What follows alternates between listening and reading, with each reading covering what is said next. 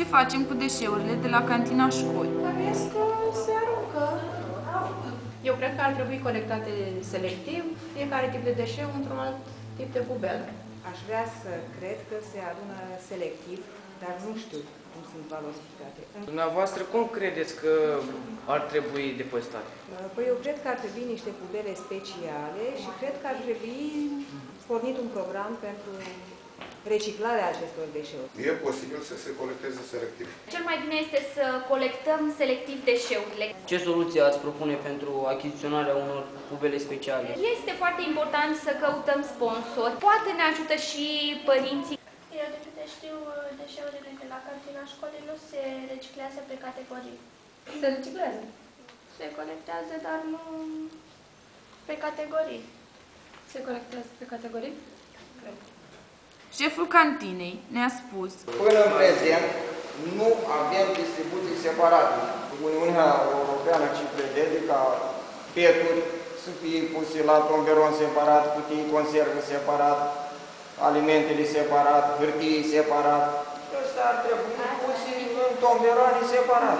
Problema e cum și de unde facem rost de aceste recipiente. Fiecare unitate școlară trebuie să se gospodărească, mai ales din punct de vedere administrativ. Cadrele didactice împreună cu elevii să găsească o posibilitate de procurare a acestor recipienți. Deci, primăria n-are bani. Să vedem ce ne spune domnul director, pentru că după lege, școlile trebuie să se autogospodărească. Categoria asta de cheltuieli trebuie să fie suportată de primărie și Consiliul Local. Răspunsul este nu sunt bani. Noi ce putem să facem de la venituri proprii? Facem.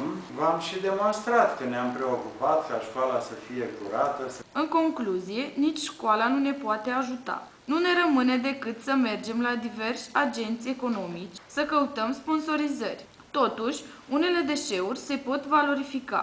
Am realizat un parteneriat educațional cu grădinița Magnolia. Încercăm să construim obiecte ornamentale sau jucării pentru copii. În săptămâna Școala Altfel am propus organizarea unei competiții.